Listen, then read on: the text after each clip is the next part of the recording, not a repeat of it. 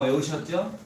같이 한번 해봅시다. 시작. 우리는 이 성경이 하나님의 말씀인 줄 믿습니다. 우리는 이 말씀을 통해 구원과 복을 받는 줄 믿습니다. 아멘. 우리도 하나님의 신령한 복이 임할 줄 믿습니다. 이제 2022년 둘째 주가 시작됐습니다. 여러분, 2022년 한 해에는 호랑이 해라고 하죠. 블랙 타이거라고 하더라고요. 그런 뜻은 모르겠지만 호랑이 기운, 성령의 기운을 받으셔서 하나님의 큰 은혜와 삶이 여러분의 직장과 일터의 가정에 나타나시기를 주의 이름으로 축복합니다. 오늘은 저희들이 본문의 말씀을 중심으로 다시 방주로 들어가라 라는 제목으로 말씀을 전하겠습니다. 제목을 같이 한번 따라해볼까요? 다시 방주로 들어가라. 다시 방주로 들어가라. 여러분, 우리가 벌써 이 창세기를 4번째나 읽고 있는 거 아십니까? 우리가 영적으로 하면 지금 창세기만 4번 읽고 있어요. 사실 창세기는요, 모든 만물의 시작과 출발을 말씀하고 있습니다. 여러분, 우리가 지난 한 주간도 하나님 말씀을 듣고 또 말씀을 의지하고 살아왔습니다. 오늘도 하나님이 여러분과 저에게 하나님의 말씀으로 인도하실 줄로 믿습니다. 오늘은 우리가 잘 아는 노아의 방주 이야기입니다. 이번 주간은 창세기 6장부터 11장까지 이야기를 다룹니다. 지난주에는 태초에 베레시트라고 말했죠. 태초에 하나님이 천지를 창조하셔서 모든 만물의 시작. 그래서 우리는 무엇을 시작해야 됩니까? 하나님의 형상과 모양을 가진 것을 다시 회복시켜서 형상과 모양으로 살아가는 그것을 예수님을 닮아간다라고 말씀드렸습니다. 우리 교회 표어가 예수님을 닮아가는 새들입니다. 여기 지금 현수막에 가려서 안 보이지만 예수님을 닮아가는 새누리가 표어입니다. 우리 같이 한번 표어를 따라해볼까요? 예수님을 닮아가는 새누리. 예수님을 닮아가는 새누리. 그러면 뭘 닮아간다는 겁니까? 예수님의 어떤 면을 닮아가는 거죠? 오늘 노아의 홍수에서 우리가 정말 닮아가야 될 것은 생명이 무엇인지를 알아야 된다는 거예요. 우리는 여태까지 생명하면 살아 숨쉬는 모든 것이 다 생명이다. 이렇게 일반적으로 알고 있습니다. 물론 생명이 맞습니다. 그런데 성경에서는 그러한 육신의 생명을 생명이라고 하지 않는다는 거예요. 성경에서 말하는 하나님의 말씀의 생명은 다른 뜻이 있습니다. 제가 4년 동안 계속 말씀했던 것이 바로 그 생명이에요. 그래서 여러분들이 진짜 생명이 무엇인지를 알면 우리는 그 생명을 발견하고 생명을 얻고 생명이신 하나님 나라 가는 그날까지 함께 살아갈 줄로 믿습니다. 그래서 오늘 본문의 말씀을 다시 방주로 들어가라 이렇게 정했지만 소제목은 무엇이 생명인가입니다. 여러분, 무엇이 생명입니까?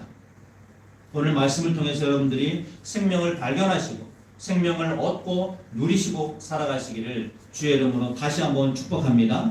우리가 예수님을 닮아간다는 것을 성경에서 다른 말로 말하면 다시 방주로 들어간다는 말이에요.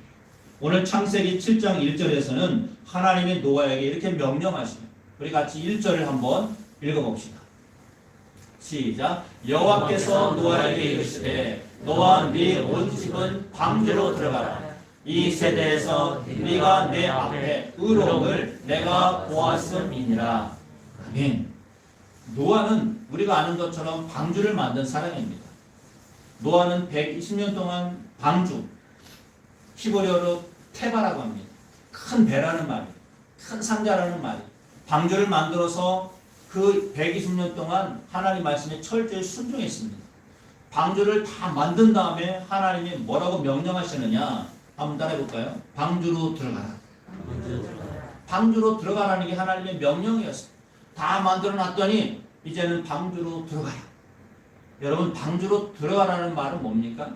네가 방주로 만들었으니까 방주에 들어가야 네가 살 수 있다는 거예요. 왜 살 수 있습니까? 우리가 그 앞절을 읽어보면 하나님이 120년 동안 방주를 만들게 하시고 방주를 만든 후에는 이 세상이 무엇으로 멸망당한다고요? 홍수, 물로. 하늘과 땅에서 터지고 내리는 물로 온 세상을 내가 멸하겠다. 이게 하나님의 약속이었어요. 그래서 홍수로 멸망당하지 않으려면 어디로 들어가야 됩니까? 방주로 들어가라는 거예요. 사랑하는 성도 여러분, 방주로 들어간다는 말의 뜻은 뭡니까? 방주라는 말은, 테바라는 말은요, 십자가라는 뜻이 있어요. 히브리어는 단어 하나의 뜻이 있다고 말씀했죠. 그래서 이 테라는 말이 사실은 십자가라는 뜻이에요. 그래서 십자가의 시스템을 살라 이겁니다. 십자가의 원리를 살아가라. 십자가에 달리신 예수님, 그분 안에 들어가라 이 말. 구약이나 신약이나, 사실은 구약 신약은 우리가 정해놓은 거지 원래 하나님 말씀은 구약 신약이 없습니다. 원래 한 권이에요. 성경이 몇 권입니까? 한 권이에요, 한 권. 그거를 뭐 창세기, 출애굽 나오는 것뿐이지 원래는 한 권이에요. 구약도 신약이라는 말도 우리가 나눈 겁니다. 하나님 말씀은 나눌 수 없는 거예요. 창세기부터 요한계시록까지는 한 권으로 된 하나님의 말씀인 줄 믿습니다. 그 말씀 속에서 하나님은 테바, 네가 십자가의 보혈로, 십자가의 은혜로, 십자가의 시스템 안에 들어가야 너는 생명을 살 수 있다.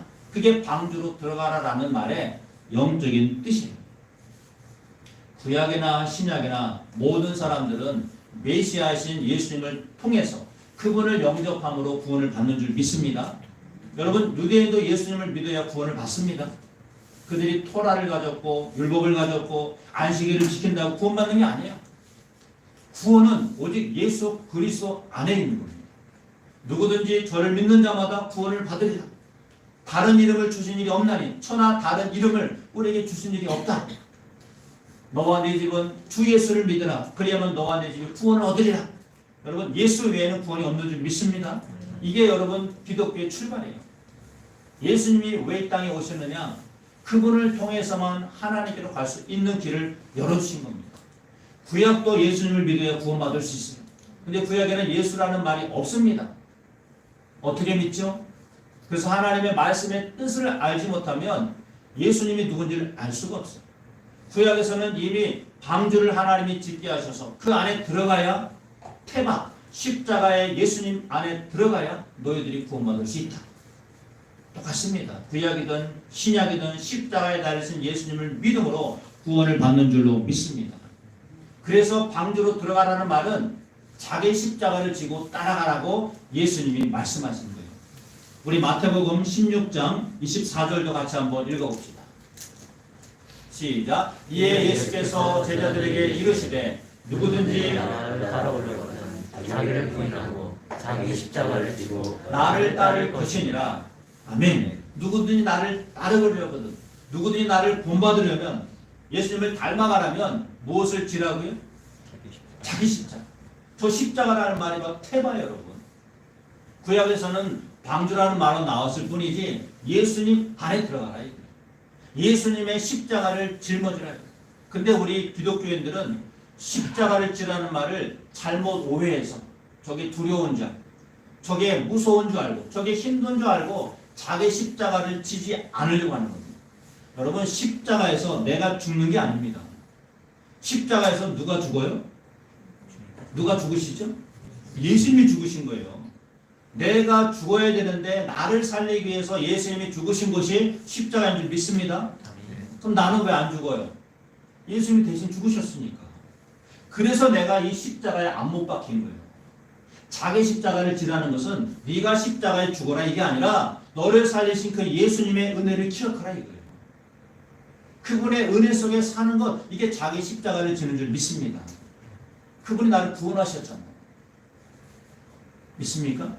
예수님 외에는 구원이 없다니까요. 예수님이 십자가에서 죽으셨기 때문에 우리가 더 이상 죽을 필요가 있다 없다? 없는 것이에요. 그 대신 우리가 죽여야 될 게 있죠. 뭐가 있습니까? 예수님을 따르지 않으려고 하는 내 안에 육신적인 욕망, 이거를 이기심이라고 합니다. 이걸 잘하고요. 이거를 우리는 매일매일 어디에 못 박으라고요? 십자가에 못 박으라는 거예요. 네가 구원받고 거듭났으니까 이제는 예수님을 따라야 되지 않겠느냐? 예수님 닮아가야 되지 않겠느냐? 어떻게 닮아가라고요? 너의 욕심과 너의 자아와 이기심만큼은 그거는 죽여야 된다. 왜? 그건 예수님을 따르지 않으려고 하거든요. 우리 육신은 본능적으로 자기를 위해 살려고 하는 욕망이 있습니다. 그러니까 육신은 어떻게든지 이웃이든 가족이든 아내든 부모든 자기에게 불이익을 주면 반드시 여러분 아웃시킨다니까. 내 마음에 안 들면 부모든 친구든 다 필요 없어. 다 잘라버려요. 이 육신의 본성이 여러분. 그거는 네가 죽여야 되지 않겠느냐. 그거는 네가 십자가에 못 박아야 되지 않겠느냐. 그래야 네가 진짜 예수님의 생명으로 살아갈 수 있다. 이게 바로 자기 십자가를 지라라는 말씀의 뜻이에요. 이 뜻을 모르고 그냥 자기 십자가를 지라고 하니까 예수님을 위해서 나도 고난받아야지. 나도 예수님을 따라서 순교당해야지. 여러분 순교는 아무나 하는 게 아닙니다. 예수님이 허락한 사람만 할 수 있고요. 또 예수님을 따르다가 하나님이 그 사람을 정말 사랑스럽게 받아들이실 때 그 사람을 데려가시는 거지. 하나님이 우리의 육신의 생명을 함부로 데려가지 않습니다. 여러분 예수님의 십자가를 나의 십자가로 지고 따라가시기를 주의 이름으로 축복합니다. 예수님의 마음을 알라는 거예요. 예수님의 삶을 따르라는 것은, 그분을 닮으라는 것은, 방주 안에 들어가라는 것은 너희들 예수님의 마음을 알고 따르라 이겁니다. 자녀가 부모에게 가장 사랑스러울 때가 언제일까요? 용돈을 줄 때, 공부를 잘해서 상장을 받아올 때 다 기쁨이 돼요. 근데 가장 큰 기쁨은 뭐죠? 자녀가 부모의 무엇을 할 때? 부모의 마음을 알 때입니다. 그 마음을 알고 읽으면서 그 마음대로 순종하면 그게 최고의 기쁨이에요. 우리 청년 청소년들에게 말씀합니다. 부모의 마음을 아는 하나가 되기를 축복합니다. 이게 큰 복의 자녀들입니다. 어떤 마을에 불효자가 있었습니다. 이 불효자가 하도 말을 안 듣니까 아버지가 그 고을 원인, 사또라고 하죠. 사또에게 와서 부탁을 했어요. 제발 내 아들의 불효 막심한 걸 좀 고쳐주십시오. 불효 막심한 행동을 좀 바꿔주십시오. 데려왔어요. 그래서 사또가 이 마을에서 가장 효도를 잘하는 사람을 찾아서 그 집에 보낸 거예요. 거기서 좀 배워라. 그래서 이 불효 막심한 이 불효자 가서 봤어요. 도대체 어떻게 저 사람은 효도를 잘하는지. 그래서 아침부터 저녁까지 다음날까지 지켜보니까 자기랑 다른 게 세 가지가 있었대요. 첫 번째는 아침에 아버지가 식사를 하고 나면 보통 옛날 사람들은 숭늉을 마시잖아요. 물을 마시잖아요. 근데 그 아들이 효자가 먼저 물을 막 마시고 아버지에게 주는 거예요. 아, 저게 효도하는 방법이구나. 그리고 외출할 때 아버지가 외출하기 전에 아버지 옷을 먼저 효자가 입고 그것을 벗어서 아버지에게 주는 거예요. 아, 외출할 때는 내가 먼저 옷을 입고서 아버지에게 옷을 드리는 거구나. 그리고 저녁에 잠자리 들 때 효자는 아버지의 침상에 먼저 들어가서 이불 속에 있다가 아버지가 들어오실 때 이불 속에 들어가라고. 그게 달랐다는 거예요, 자기랑. 뭐 효가 별로 어렵지 않네. 간단하잖아요, 그렇죠? 아침, 외출, 잠자리. 자기가 이제 효도하려고 집에 가서 아버지한테 이렇게 했대요. 아버지, 식사하시고 물을 드십시오. 그래서 식사를 마치고 물을 먹을 때 잠깐 아버지 제가 먼저 먹겠습니다. 물을 벌컥 먹더니 아버지에게 주는 거예요. 아버지가 뭐라고 했을까요? 야, 이 불에 막심한 놈. 아버지가 먹는 물도 뺏어 먹냐? 혼이 나죠. 이번에는 내가 기회를 많이 해보겠다. 그래서 아버지가 외출할 때 아버지 잠깐만 계세요. 아버지 방에 들어가서 아버지 옷을 입고 있는 거예요. 아버지가 보더니 뭐라고 그랬을까요? 야, 이놈아, 이제 내 옷까지 빼앗아 입느냐? 아버지가 화가 난 거예요. 이제 마지막 기회다. 저녁 때 기회를 많이 하려. 저녁 때 아버지가 잠자리 전에 이불 속에 쏙 들어갔어. 한참 누워있다 보니까 잠이 들어버린 거예요. 그래서 아버지가 들어오니까 야, 이놈아, 이제 내 잠자리까지 빼앗냐? 여러분, 이 불효자가 무엇을 놓친 겁니까? 이 효자가 행동의 그 특징이 뭐예요? 왜 아침에 먼저 물을 먹습니까? 아버지 대신에. 그 물이 차가운지 뜨거운지를 살핀 거거든요. 너무 뜨거우면 데피고 식히고 너무 차가우면 덮여주고 온도를 맞춰준 거예요. 옷은 왜 입었죠? 추운 날씨에 나가서 옷 차가우니까 먼저 따뜻하게 데펴서 먼저 자기가 따뜻하게 해서 아버지에게 주시거든요. 잠자리에 먼저 아들이 들어갑니까? 이불을 따뜻하게 해서 온도를 높여가지고 아버지가 춥지 않도록 그래서 먼저 들어갔다 나오는 거예요. 이런 마음은 하나도 모르고 겉만 보고 따라하려고 하니까 효도가 됩니까? 여러분, 효도는 혼달합시다. 마음을 아는 것이다. 마음을 아는 게 효도예요, 여러분. 마음도 모르고 흉내만 내니까 그냥 따라만 하니까 불효가 되는 거예요. 우리가 예수님을 닮아간다는 것은 예수님의 흉내를 내자는 게 아니에요. 예수님을 그분의 삶을 본받으라는 것은 그분이 뭘 하셨는지 무슨 말씀을 하셨는지 여러분 마음으로 깨달으라는 거예요. 예수님의 마음을 깨닫는 한 해가 되시기를 축복합니다. 그래서 예수님을 닮아가려면 우리는 최소한 성경에 나오는 세 가지의 원리의 말씀을 붙잡아야 됩니다. 첫 번째는요, 홍수 사건의 정확한 말씀을 아셔야 돼요. 홍수 사건을 왜 일으켰느냐? 왜 하나님이 모든 생명을 하늘에 있는 새나 땅에 있는 짐승이나 사람을 다 물로 멸하십니까? 이유가 뭐죠? 하나님이 말씀 안 들으니까 내가 화가 나니까 싹 멸하고 다시 시작하겠다. 이게 아닙니다, 여러분. 너희들 내 말 안 들면 내가 다 멸하고 말 듣는 사람만 내가 천국에 데려가겠다. 이게 아닙니다. 우리가 홍수 이유를 정확하게 알려면 창세기 6장의 내용을 아셔야 돼요. 우리 창세기 6장 3절을 같이 한번 읽어봅시다. 시작. 여호와께서 이르시되 나의 영이 영원히 사람과 함께 하지 아니하리니 이는 그들이 육신이 되리라. 그러나 그들의 날은 120년이 되리라 하시니라. 아멘. 저기 말씀을 잘 보면요, 나의 영이, 하나님의 영이 영원히 사람과 함께 하지 아니하리니 이는 그들이 육신이 됩니다. 한번 따라해볼까요? 육신이 됩니다. 저게 무슨 말입니까? 그들이 육신이 되었다. 이게 무슨 말입니까? 하나님의 영이 함께하지 않는다는 것은 육신과는 함께하지 않겠다는 말이거든요. 그럼 육신이 뭐예요? 하나님이 말씀하신 저 육신이라는 말은요, 생명이 아닌 것을 생명이라고 붙잡고 사는 것을 육신이라고 하는 거예요. 원래 사람에게 주신 생명은 몸에 있습니까? 그 안에 있는 하나님의 생기입니까? 얻은 게 생명이죠. 몸뚱아리예요. 그 안에 있는 하나님의 생기예요. 생기거든요. 여러분 창세기 6장 3절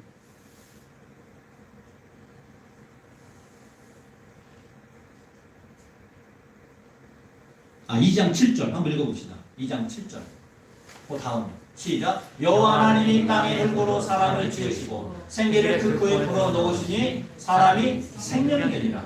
아멘. 저 생명을 생명이라고 하는 거예요. 근데 우리는 내 몸, 이건 원래 흙으로 만든 겁니다. 사람이 죽으면 어디다 묻어요? 땅에 묻어요. 왜 땅에 묻어요? 흙으로 만들었으니까. 우리 원래 몸뚱아리는 흙이라니까요, 여러분. 근데 왜 살아서 이렇게 우리가 예배하고 교제하고 일할 수 있느냐? 생명이 들어와 있다는 거예요. 생기가 들어와 있다는 거예요. 그러니까 진짜 생명은 몸뚱아리가 아니라 우리 육체가 아니라 뭐라고요? 생명이라니까요, 여러분. 저거를 하나님이 생명이라고 하는 거예요. 근데 저거를 모르고 그냥 몸뚱아리 하나, 내 육신 하나 살려고 바둥거리는 사람들은 하나님이 물로 멸하겠다 이거예요. 생명이 아닌 걸 붙잡고 사는 사람들은 다 멸하겠다 이거예요. 이게 홍수 사건입니다, 여러분. 우리에게 주신 생명은 육신에 있는 게 아니라 하나님의 영이신, 생명이신 영에 있는 줄 믿습니다. 작년에 계속 말씀했던 게 바로 이거였어요. 그래서 여러분 다시 이제는 정리하셔야 돼요. 내게 있는 진짜 생명은 몸뚱아리 육신이 아니라 무엇이라고요? 생명이 진짜 생명입니다. 여러분 영혼 안에 있는 생명, 이게 없으면 사람은 여러분 본능대로 사는 거예요. 이걸 짐승이라고 하는 겁니다, 여러분. 개나 소나 돼지나 우리랑 다른 게 뭐예요? 그들은 본능대로 살고 우리는 생명으로 사는 거예요. 하나님의 영으로 사는 거예요. 그래서 다시 창세기 6장 3절을 가보실래요? 그 앞에 보시면 이는 그들이 육신이 됩니다. 육신대로 산다. 본능대로 산다. 생명이신 하나님의 영은 잃어버리고 자기들이 원하는 대로, 그러니까 하나님의 아들들이 사람의 딸들의 아름다움을 보고 자기가 원하는 대로 다 취하잖아요. 이게 뭐예요? 이게 본능대로 사는 거예요. 힘이 있으면 힘으로, 돈 있으면 돈으로, 권세가 있으면 권세를 부리면서 사는 것을 그걸 육신이 됩니다. 이렇게 표현합니다. 여러분, 우리는 육신이 아니라 하나님의 생명으로 살아가는 하나님의 백성인 줄 믿습니다. 그래서 여러분들이 생명을 정말 알고 살아가면 내 육신은, 근데 육신이 쓸모없다는 게 아니에요. 육신이 없으면 생명도 살 수가 없어요. 하나님 나라 가기까지는 여러분 육신을 잘 보존해야 됩니다. 왜? 떠돌아다니는 그런 귀신이 아니거든요. 몸이 있어야 영도 사는 거예요. 그런데 생명은 몸이 아니라 영혼에 있다는 거예요. 이것을 하나님이 홍수 사건에서 보여주는 거예요. 우리가 죄를 지으면 하나님의 성령이 떠나가시는 겁니다. 생명이 사라지는 거예요. 그래서 다시 우리가 진짜 생명을 얻으려면 하나님의 생명이 들어와야 돼요. 그 생명이 누구십니까? 하나님의 생명을 사람으로 보내신 그분이 누구예요? 그분이 예수님이에요. 그래서 아들이 있는 자는, 예수님을 영접한 자는 뭐가 있다? 생명이 있다고 말하는 거예요. 요한일서 우리 5장 12절 한번 읽어봅시다. 시작. 아들이 있는 자에게는 생명이 있고 하나님의 아들이 없는 자에게는 생명이 없느니라. 아멘. 저기서 생명이 뭐라고요? 육신 몸이 아니라 하나님의 영을 생명이라고 합니다. 그게 우리의 영혼 안에 있다는 거예요. 여러분, 여러분의 생명은 육신에 있지 않습니다. 몸에 있는 게 아니라 영혼에 있는 거예요. 여러분, 다른 건 다 잊어버려도 오늘 이것만큼은 기억하고 돌아가시기를 축복합니다. 무엇이 생명입니까? 여러분, 영혼이 생명입니다. 육신은, 몸은 그 영혼을 담는 일종의 그릇입니다. 그릇을 깨트려버리면 생명도 살 수 없는 거예요. 중요한 것은 생명이 내 영혼 안에 있다. 여러분, 이것을 발견하셨다면 그 생명을 누리며 살아가시기를 주의 이름으로 축복합니다. 그래서 내가 홍수 사건을 통해서 오늘도 다시 방주로 들어가라. 생명의 가치를 정확하게 알고 살아야 돼요. 예수님의 구원을 받은 자들은 생명의 예수님께 있기 때문에 그 예수님 안에 거하면 우리 영생을 살아가는 하나님의 백성입니다. 이것을 알라는 것입니다. 여러분, 영생을 누리며 살아가시기를 주의 이름으로 축복합니다. 두 번째는 무지개 언약을 기억하라는 거예요. 무지개 언약을 기억하라. 한번 따라해볼까요? 무지개 언약. 하나님이 천지를 창조하시고 그들이 죄를 지어서 결국 홍수로 멸망합니다. 그런데 세상을 끝낸 게 아니에요. 노아를 만들어서 방주를 만들게 하셔서 120년 동안 만든 후에 노아와 그의 가족들 모두 8명이죠. 그리고 정결한 것은 7쌍씩, 부정한 것은 2쌍씩 짐승과 새를 다 집어넣고, 그리고 마침내 하나님이 그들을 다시 땅에서 번성하게 하십니다. 근데 여러분 생각해 보세요. 지금은 비가 자주 옵니까? 안 옵니까? 비가 와야 안 와요?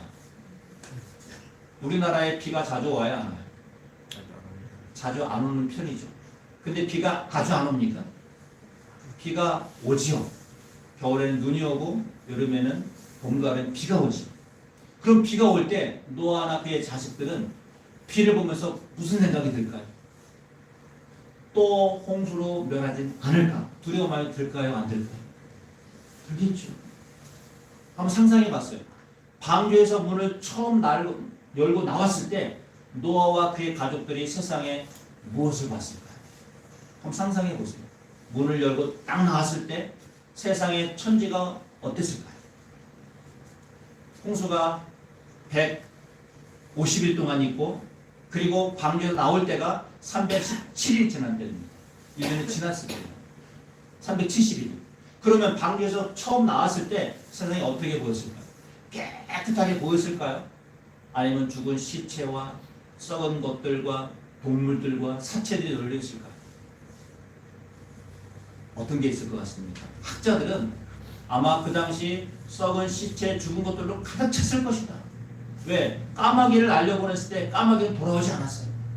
까마귀는 원래 부정한 짐승에 들어가거든요. 그러니까 짐승의 사체를 먹으면서 살아갔다는 거죠. 비둘기는 다시 방주로 돌아와요. 정결한 새이기 때문에. 부정한 것을 보고, 시체를 보고 거기서 머물 수 없어서 돌아왔을 것이다. 그래서 방주에 처음 나갔을 때 그 죽음과 시체와 잔혹한 현장을 보면서 그들은 하나님께 어떤 마음을 가졌겠습니까? 주님, 다시는 홍수로 멸하지 말아 주십시오. 그런 마음이 갖지 않았겠어요? 그래서 하나님이 주신 언약이 뭡니까? 그게 바로 무지개였어요. 우리 9장 16절 같이 한번 읽어봅시다. 시작. 무지개가 구름 사이에 있으리니 내가 보고 나 하나님과 모든 육체를 가진 땅의 모든 생물 사이에 영원한 언약을 기억하리라. 아멘. 하나님이 구름 사이에 무엇을 두십니까? 무지개를 두셨어요. 우리가 비가 온 다음에 하늘에서 7 색깔로 활처럼 보이는 게 뭐죠? 이게 무지개 여러분. 무지개가 7색깔이에요. 빛입니다. 빛. 빨주, 노초, 파남, 보 7가지 빛이에요. 근데 여러분 그 무지개를 히브리어로 케세트라고 하는데 활이라는 뜻입니다. 활. 활처럼 모양이 휘어있죠. 여기도 여러분 타브라는 히브리어 십자가라는 단어가 들어가 있어요. 케세트. 십자가를 소망하는 거예요. 무지개를 바라보면서 뭘 소망하라고요? 십자가. 그러니까 너희들이 홍수로 멸망당했다면 다시는 멸망당하지 않으려고 한다면 무엇을 바라보라? 십자가에 달리신 예수님을 바라봐라. 그러면 너희들이 생명과 구원을 얻을 수 있다. 그래서 무지개는 생명에 대한 약속입니다, 여러분. 무지개를 바라보면서 하나님은 다시는 물로 홍수로 멸하지 않으시는구나 약속을 기억하라는 거예요. 이게 다시 방주로 들어가라 라는 말씀입니다. 우리가 방주 안에 있는 것 이게 구원이고 은혜예요. 예수 그리스도 안에 거하는 것 이게 생명이고 은혜인 줄 믿습니다. 무지개를 보면서 그걸 기억해내라는 거예요. 근데요 그것을 거스른 사람들이 있어요. 그것을 바꿔서 왜곡시켜서 자기들이 스스로 천국을 만드는 사람들이 있습니다. 여러분 무지개 색깔은 몇 개라고요? 7개예요. 근데 그것을 하나 빼가지고 6개의 무지개를 만들어서 사랑하는 사람끼리 살자. 남자는 남자끼리, 여자는 여자끼리 좋아하는 대로 살아보자. 다시 창세기 6장이 반복되는 문화를 만드는 사람들이 있습니다. 동성애자들은 무지개를 6가지 색깔로 만들어서 자기들이 그것을 상징으로 여겨요. 왜 6개일까? 여러분 6이라는 것은요 사단의 수입니다. 7개에서 하나 뺀 것, 완전수에서 하나 뺀 것, 이게 바로 6이에요. 근데 그들은 6개의 무지개 색깔을 만들어서 동성애자들하고 상징적으로 보여줍니다. 사랑도 원하는 대로 하지. 내가 마음에 들면 남자든 여자든 가리지 말고. 사랑하는 성도 여러분, 왜 다시 하나님이 세상을 심판할 수밖에 없는지 이해가 되십니까? 세상은 하나님 말씀을 잡고 순종하는 게 아니라 거스르려고 해요. 무지개도 바꿔치기 하고 하나님의 사랑의 원리도 바꿔치기 하고. 여러분 사랑은요 남자와 여자가 하나가 되어서 부부가 되어서 결혼해서 가정을 만드는 것인 줄 믿습니다. 이거는 변함이 없는 거예요. 이거를 바꾸려고 한다면, 이거를 거스르려고 한다면 물로 멸하지 않겠지만 따라해볼까요? 불로 멸하십니다. 베드로 전서에 가보면 불로 멸하십니다. 뭐 물이든 불이든 어쨌든 심판이 온다는 것입니다. 사랑하는 성도 여러분, 하나님이 우리에게 무지개 약속 주신 것을 믿음으로 취하시고 살아가시기를 주의 이름으로 축복합니다. 무지개를 볼 때마다 십자가의 은혜를 기억하시게 됩니다. 십자가에 달으신 예수님이 우리의 생명이시고 구원이시고 은혜시구나. 이것을 여러분 발견하시기를 축복합니다. 세 번째는요. 11장에 가보시면 유명한 바벨탑 이야기가 나와요. 근데 바벨탑 이야기는 수천 년 전 저 중동 땅에 있는 이야기가 아니라 신할 땅에 있는 게 아니라 오늘 우리의 마음 안에 있는 이야기라는 거예요. 우리 창세기 11장 4절을 같이 한번 읽어봅시다. 시작. 또 말하되 자 성읍과 탑을 건설하여 그 탑 꼭대기를 하늘에 닿게 하여 우리 이름을 내고 온 지면에 흩어짐을 면하자 하였더니 아멘. 저게 바벨탑을 지은 목적입니다. 바벨탑을 왜 지었느냐? 우리 이름을 내자. 사람의 이름을 드러내자. 이게 바벨탑의 첫 번째 지은 목적입니다. 여러분, 이 세상에서 하나님의 천지를 창조하시고 사람을 만드셔서 세상에 보낼 때는 그 보내신 분, 창조주를 하나님은 기억하라고 말씀하십니다. 그러면 우리의 이름을 드러내야 돼요? 하나님의 이름을 드러내야 돼요? 하나님의 이름인데 사람의 이름, 자기들의 이름을 드러내지 않는 이게 바벨탑을 세운 목적입니다. 자식은요 아무리 성공을 했어도 부모의 이름을 드러내는 자식이 진짜 참 자식. 우리 부모님이 나를 이렇게 키워주셨습니다. 우리 부모님 때문에 내가 이렇게 대학에 들어갔습니다. 직장을 얻었습니다. 여러분 이게 진짜 자녀 아닙니까? 제가 열심히 해서 공부 잘해서 돈 많이 벌어서 제가 성공했습니다. 그건 너 잘났다 해. 하나님은 하나님의 이름, 부모의 영광, 부모의 이름을 드러낸 자를 축복하시는 줄 믿습니다. 근데 우리의 이름을 내자. 사람의 이름을 내자. 나의 의를 드러내자. 그게 바로 바벨탑입니다. 또 하나 무엇을 면하자? 흩어짐을 면하자. 하나님이 세상을 창조한 다음에 명령하신 게 있어요. 창세기 1장 28절 지난주 암송고지했죠. 하나님이 그들에게 복을 주시며 그들에게 이르시되 따라해볼까요? 생육하고 번성하고 땅에 충만하라. 이 충만하라가 여러분 흩어져라 이거예요. 가득 구석구석 채우라 이거예요. 근데 사람들은 흩어짐을 면하고 뭉쳐 살자. 자기들끼리 살자 이겁니다. 우리가 사랑하는 사람끼리만 살자. 하나님의 뜻을 거스르는 거예요. 왜 흩어져서 생육하고 번성해서 충만해야 되는데 왜 자기들은 생육, 번성 흩어지지 않으려고 하느냐. 그게 바로 바벨탑이라는 것이에요. 사랑하는 성도 여러분, 이 바벨탑이 어디 있는지 아십니까? 우리 안에 있다는 거예요. 우리 안에. 우리 안에 우리의 이름을 내고 내가 하나님의 말씀에 불순종하면 그게 여러분 우리 안에 있는 바벨탑이 된다는 것입니다. 이것을 허무는 사람, 이것을 깨뜨릴 수 있는 사람, 그 사람이 바로 방주 안에 들어간 사람이다. 출애굽기 23장 24절에서는 하나님이 이렇게 명령하십니다. 우리 같이 한번 읽어볼까요? 시작. 너는 그들의 신을 경배하지 말며 섬기지 말며 그들의 행위를 본받지 말고 그것들을 다 깨뜨리며 그들의 주상을 수고. 아멘. 너는 그들의 신을 경배하지 말아라. 약속의 땅에 들어가면 그들의 신을 경배하지 말고 섬기지 말아라. 근데 여러분 신이라는 말이 뭡니까? 무엇을 신이라고 그래요? 하나님을 경외하지 않는 모든 것들은 다 우상이에요. 나 자신까지도 내가 나를 믿고 살면 그게 바로 신이 됩니다. 그래서 저기서 다른 신, 그들의 신이라는 말은 다른 말로 말하면 너 자신이라는 거야. 네 자신이 신이 되지 말아라. 네 자신이 생각하고 판단하고 경험한 대로 살지 말고 말씀대로 살라 이겁니다. 주상이라는 말은 뭡니까? 주상이라는 말은 자기 의라는 거예요. 너의 왕국을 세우지 말아라 이거예요.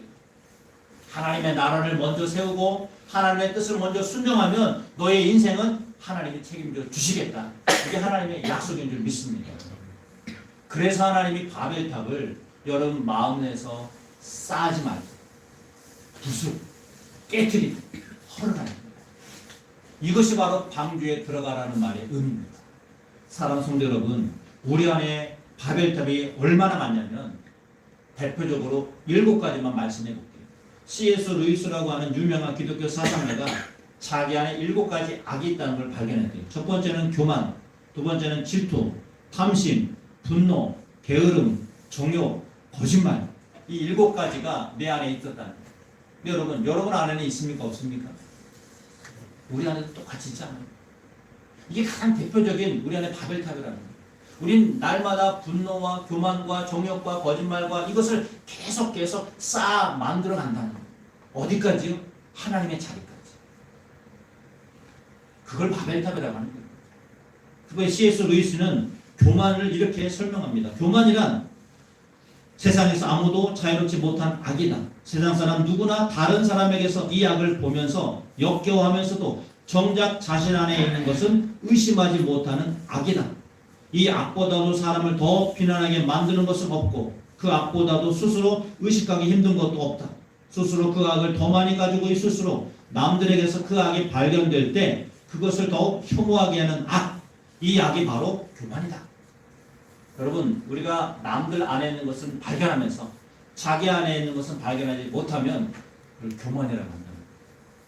나는 괜찮지. 나는 너와 달라. 나는 그렇게 이기적으로 살지 않아. 그 자체가 바로 교만이라는 거예요. 근데 교만뿐이겠습니까? 질투, 탐심, 분노, 게으름, 정욕, 거짓말 이외에도 시기, 다툼 얼마나 많습니까? 우리 안에 이러한 바벨탑을 다 헐어 무너뜨리는 주님의 사람이 되시기를 축복합니다. 다시 방주로 들어가라. 이 말의 뜻은 뭐냐면 십자가의 예수님 안에 거하시라는 거예요. 십자가의 복음으로 살아가시라는 거예요. 우리가 2022년도 지난주와 이번 주 두 주 말씀을 들으면서 우리는 다시라는 말을 제가 강조했습니다. 다시 예수님을 닮아가라. 다시 방주로 들어가라. 왜 다시냐? 우리가 이것을 주님 오실 때까지 완성시키기 위해서는 다시 해야 되기 때문입니다. 여러분, 반복하는 것을 두려워하지 마십시오. 재미없다, 지루하다 생각하지 마세요. 훈련되지 않으면 우리는 본능대로 살게 되어 있어요. 말씀이 없으면 자기 생각으로 살게 되어 있습니다. 그래서 하나님 말씀은 우리에게 반복하라는 거예요. 우리 창세기 7장 5절 다시 한번 읽어볼까요? 시작. 노아가 여호와께서 자기에게 명하신 대로 다 준행하였더라. 아멘. 언제 동안? 몇 년 동안? 방주를 몇 년 동안? 120년. 생각해 보세요. 하루도 아니에요. 1년도 아니에요. 10년도 아니에요. 120년을 매일같이 나와서 망치질, 톱질, 뭐 톱이 있는지 모르겠습니다. 대패, 깎고, 부수고, 조립하고, 제작하고. 여러분, 상상이 되십니까? 8식구가 120년 동안 매일같이 점심, 아침, 저녁 먹고 한 게 방주 만드는 거예요. 얼마나 지루하겠어요. 얼마나 재미없겠어요. 그 샘, 함, 야벳은 얼마나 지루하고 답답했겠어요. 근데 그 120년이 그들의 생명을 살렸다는 거 아닙니까? 사랑하는 성도 여러분, 우리 안에 시간은 하나님이 여러분을 훈련하는 시간인 줄 믿습니다. 방주로 들어가는 시간인 줄 믿습니다. 방주로 들어가십시오. 그러기 위해서 여러분들이 하나님의 말씀을 준행하시는, 준행 훈련 받는다. 오늘도 여러분이 말씀을 들었다면 말씀으로 살아가시면 돼요. 내가 바벨탑을 헐어야 오늘도 하셔야 돼요. 교만의 바벨탑, 질투의 바벨탑, 정욕의 바벨탑, 분노의 바벨탑, 오늘도 내일도 매일매일 생각날 때마다 허무셔야 돼요. 그게 방주로 들어가는 겁니다.